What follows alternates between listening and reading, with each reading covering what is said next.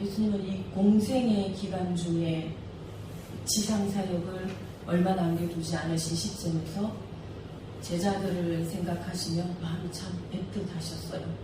제자들이 겪을 일들을 또 남겨두고 가실 걸 생각하니 또 측은하시고, 그래서 여러 비유의 말씀과 함께 적극적으로 당부하시기도 하시며 가르치시기를 마지막까지 원하셨던 것입니다. 이렇게 제자들은 예수님을 3년간 따라다니면서 말씀을 들었고 많은 교훈을 얻고 가르침을 받았어요. 예수님 복음 전하시고 가시는 곳곳에 이적과 기사를 행하시고 귀신을 쫓으시고 수많은 병자들이 예수님께 나와서 고침을 받고, 우리 예수님은 때론 눈물을 흘리시고 그리고 기도하셨어요. 이 세상에서 예수님의 공생의 시간들에는 항상 제자들이 이렇게 함께 했습니다. 또 예수님은 병을 고치고 귀신을 쫓는 이런 권세들을 제자들에게 주시고 제자들을 둘씩 묶어서 전도를 보내기도 했다 말입니다. 그러니까 실습도 한 거예요, 제자들이. 그럼에도 여전히 제자들에게 예수님의 가르침은 잘 이해되지가 않아요. 마가복음 4장에 보면 예수님이 그들이 알아들을 수 있는 대로 가르치셨더라 이랬지만 이 비유의 말씀들은 어려운 부분들이 많았습니다. 하나님의 나라에 대해서도 제자들에게는 서로 이해하는 것이, 받아들이는 것이 달랐다는 거예요. 예수님 이런 것을 보시면서 제자들의 이런 모습 보시며 가장 중심이 돼야 되는, 이 기본이 되는 이 믿음이 참 필요하다, 이렇게 생각하셨어요.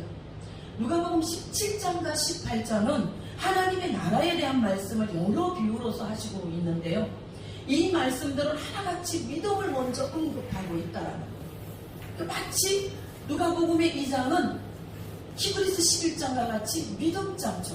그래서 믿음이 있는가, 믿음이 무엇인가. 사람들이 살아가는 것을 보면요, 뭐 특별한 상황이거나 특별한 사람이거나 이런 것을 제외하고는 사람들이 살아가는 삶의 형태는 대략 다 비슷합니다. 뭐 어느 시대나 뭐 어디나 사람들은 자신이 가진 것을 통하여 평안하고 안락한 삶을 살기를 추구하고요, 많은 것을 가지려고 원하고 또 노력하고 그것을 지켜야 하고 더 얻기 위해서 전쟁도 했고 경쟁도 합니다. 세상이 이렇게 변하는 것은 점점 경쟁으로, 이런 시대적인 역사나 흐름에서 부합되지 못하는 사람들과 국가들은 스스로 도태되고요, 누군가를 이기고 제치고 그리고 내가 그 자리에 그 혜택을 내가 쟁취하지 않으면 평온하고 안락한 삶을 사는 그 보장의 위협을 느끼고 문제가 생긴다라는 거예요. 현대는 이것을 보편적 본능이다라고 말하고 있습니다. 이 본능이 의도적이었던 그렇지 않던, 나는 그런 적이 없어, 나는 그렇지 않았어, 나는 그런 생각 하지 않아 라고 할지라도 나도 모르는 새 어느 새 타인에게 내가 피해를 입히고 있다거나 또 심하면 손실을 끼칠 수 있는 경우도 있다라, 많다. 본의 아니더라도 상처를 주고 실족하게 하는 경우가 있다라는 것입니다. 현대 사회는. 성경은 이 부분을 이렇게 기록합니다. 실족하게 하는 것이 없을 수는 없군요. 화로다 이랬어요. 예수님은 이거 죄야. 여기에서 작은 자는 어린아이를 말하는 것이 아니고 낮은 계층의 사람들을 말하고 있는데요, 사회 구성원에서 다양하게 여러 모양 여러 형편으로 처지는 사람들, 약한 사람들, 약자들, 그들을 실족하지 말라는 말씀입니다. 예수님께서는 그러시면서 또 그 반대적인 말씀도 동시에 하시는데, 누가 죄를 범하고 회개하거든 용서하라. 근데 지속적으로 너를 실족하게 하는 사람도 용서하라. 7번씩 하게. 이것은 너무 비대칭적인 비교예요. 무엇은 하지 말고 무엇은 하라. 이 말씀은 제자들도 우리도 어려운 거예요. 어려운 말입니다. 하나님의 나라를 이해하기에 앞서 먼저 선행된 것이 이게 기본 믿음인데, 도대체 이 믿음이 어디서부터 어떻게 비롯되고 판단되느냐. 사람들이 기준하는 윤리적인 삶, 지혜 있는 것, 능력 있는 것, 인정받는 것, 칭찬받는 것, 착해. 이거 다 중요하다. 그런데 이것이 기준되지는 않는다. 이것이 믿음의 기준은 아니라는 거예요. 믿음은 현격한 차이가 있다. 현격한 다름이 있다는 거예요.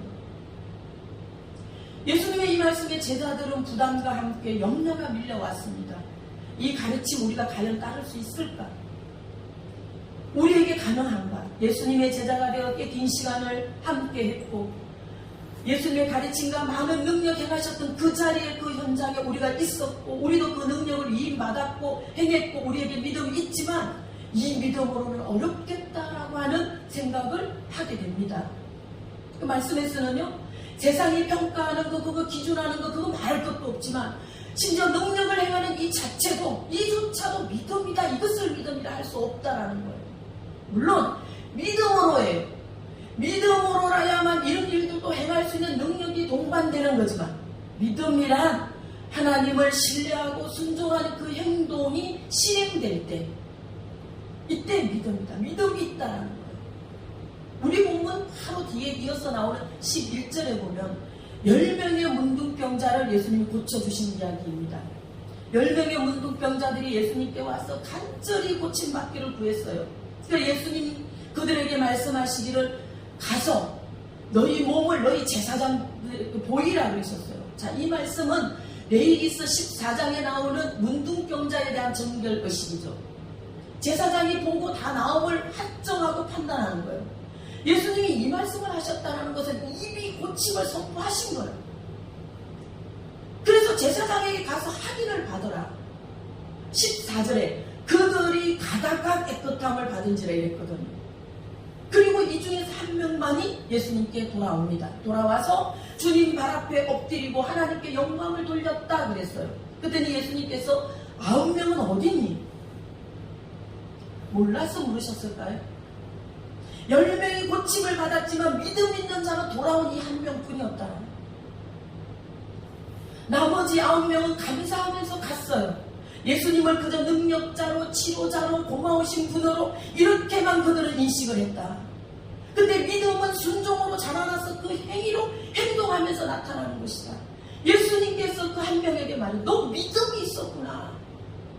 너의 믿음이 너를 구원했다. 이 말씀하시는 거예요. 10명의 문둥병자가 치료받았지만 그 믿음을 가진 자, 믿음으로 구원받은 자는 이 한 명뿐이었다라는 거예요. 본문의 제자들은 예수님의 말씀에 고민이 되는 겁니다. 믿음이 더 있어야 되겠다 생각해요. 제자들이 예수님께 나와 여짜오되 믿음을 저희로 조금 더 주세요. 자, 이 요청을 드리게 되는데요. 예수님께서는 겨자씨 비유로 말씀을 하십니다. 근데 제자들이 예수님께 이 요청을 드린 것은 사실상 저희들에겐 기본 믿음이 있습니다 라는 것을 깔고 말씀드린 거예요. 그래서 어디까지나 보충이야. 조금 더 믿음이 필요하겠다. 양적으로 보충받고 채워지기를 원했습니다. 제자들은 믿음을 그렇게 이해했어요. 근데 예수님은 본문의 6절에서 너희에게 겨자씨 한 알만한 믿음만 있다면, 이 말씀을 하실 때 제자들이 얼마나 당황되고 놀랬겠습니까? 우리는 조금 더요, 양적인 보충을 구했는데 예수님은 겨자씨의 비유를 하시니 이거 너무 작아도 너무 작잖아요. 주님께서 우리가 아예 믿음이 없다라고 기준하고 말씀하시는 것이 아닌가 싶다라는 거예요. 어느 목사님께서 국제대회에 참석하셨을 때 있었던 이야기, 제가 적어놨던 게 있었어요. 대회 기간 중에는 이제 목사님이 지내실 숙소를 배정을 받았습니다. 근데 숙소가 두 사람이 함께 쓰는 한 객실에서는 이제 그렇게 이제 배정을 받고, 그날 목사님은 같이 숙소를 쓰실 분을 만나서 가볍게 인사를 하고 짐을 풀고 그리고 씻으시고 좀 일찍 쉬시려고 자기 침대에 누우셨는데 고민이 생긴 거예요. 룸메이트의 인상이 영 좋지가 않아. 좀 무거운 듯 하고 오는 느낌도 좋지가 않은 거예요. 그 잠이 들지 못하고 이리 뒤척 저리 뒤척이다가 조용히 일어나서 지갑하고 기중품을 가지고 나왔어요. 프론트로 갔어요. 가서 이러고 저러고 말을 하면서 이 룸메이트 인상이 너무 안 좋아. 내 느낌도 좋지 않다. 그래, 마음이 안 놓이니까 이걸 좀 맡아달라. 그리고 이제 맡겼더니 그 지배인이 굉장히 곤란해하면서 하는 말이, 목사님 사실 좀 아까 그분도 그 같이 지금 목사님이 그 인상 안 좋은 그 룸메이트 그분도 프로트에 다녀가셨어요. 똑같은 말을 하시면서 뭘 맡기고 갔다고. 믿는 사람들이 간혹 하는 착각입니다. 내가 믿음이 있다 혹은 믿음이 좋다라고 생각하는 거예요. 나에게는 사람들로 신뢰를 받을 만한 뭔가가 있다고 생각하고요.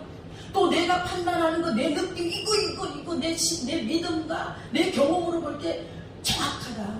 이렇게 스스로 높게 평가하는 실수를 우리가 한다는 것입니다. 성경은요, 너희가 헤아리는 그 헤아림으로 너희가 헤아림을 받을 것이고, 나는 다른 사람의 불신의 대상이 될 수 있다는 것을 몰라 잘 인식하지 못한다. 내가 믿음이 없었구나. 이걸 우리가 잘 인정하지 않는다는 것입니다. 제자들이 그랬어요. 주님은 아신다. 우리에게 믿음이 기본 있다는 것을. 우리가 주님의 말씀과 그 가르침을 따르기에 조금 더 믿음이 필요하다. 양적으로. 그럴 때 예수님께서 너희에게 정말 참된 믿음이 있다면 겨자씨 하나를 만한 믿음일지라도 저 뽕나무더러 뽑혀서 바다에 심겨져라 할 때 그것은 순종했을 것이다 라는 거예요. 자, 이곳의 뽕나무는 나무들 중에서도 아주 뿌리가 강하고 질기기로 또 잘 뻗어져 있기로 아주 유명한 나무인데요. 예수님은 이 흥미롭고도 강한 비유로서 작은 겨자씨 하나가 뿌리가 깊은 뽕나무를 말씀하시는 거예요. 믿음에 대한 제자들의 인식과 착각과 오해를, 또 우리 안에 있는 우리가 가지고 있는 믿음에 대한 다양한 이해와 생각들을 고쳐주시려고 바꾸시려고 예수님 이런데 파격적인 비유의 말씀을 하신다라는 거예요. 같은 사람이고 같은 상황이어도 믿음이 있다면 불가능이 없다. 믿음은 그런 거다. 예수님이 이어서 또 하나의 예로서 말씀을 하시면서요, 제자들에게 아니요라고 하는 대답을 요구하시는 수사학적인 질문이야. 이것이 우리 본문 7절의 말씀의 내용인데요. 어떤 종이 있었어. 자기 주인의 집에 있을 때 들에 가서 하루 종일 밭도 갈고 양도 치고 그리고 돌아왔는데 주인이 보더니 너 수고했다 칭찬하고 와서 먹어라. 옛날 성경에는 내게 기대라 이런 식탁을 의미하거든요. 이렇게 할 주인이 있냐는 거죠. 여기서는 당연 아니오야. 당시의 종은 뭡니까? 사람이 아니야. 주인의 소유물일 뿐이야. 그 주인이 종에게 말하기를 내가 먹는 동안에 너는 허리띠를 불끈 매고 나와 시중을 들어라. 그 후에 너는 먹으리라. 이런다는 거예요. 종이 일한 것은 당연한 것이고 주인의 명령을 다 따랐다고 할지라도 그것은 종의 자랑이 아니야. 종은 마땅히 할 일인데 우리는 무익한 종, 하지 않고 보잘것없다. 우리는 이 무익한 종으로서 할 일을, 자, 이 할 일에 대한 헬라어의 개념은 빚입니다. 빚을 갖고 있다라는 거예요. 믿음은 종의 자세, 빚을 갚는 듯한 하나님, 이 종의 자세, 주인에게 하나님을 신뢰하며 그 은혜를 구하며 그 하나님의 은혜 앞에 순종하는 것, 그 행위로부터 나타난다. 이것이 믿음이다. 이것이 능력 있는 믿음이다. 겨자씨의 비유하심은 겨자씨 자체는 비록 작으나 그 안에 생명력이 있었어 라고 예수님 말씀하시는 거예요. 성지순례 다녀오신 분들 겨자나무 보셨죠?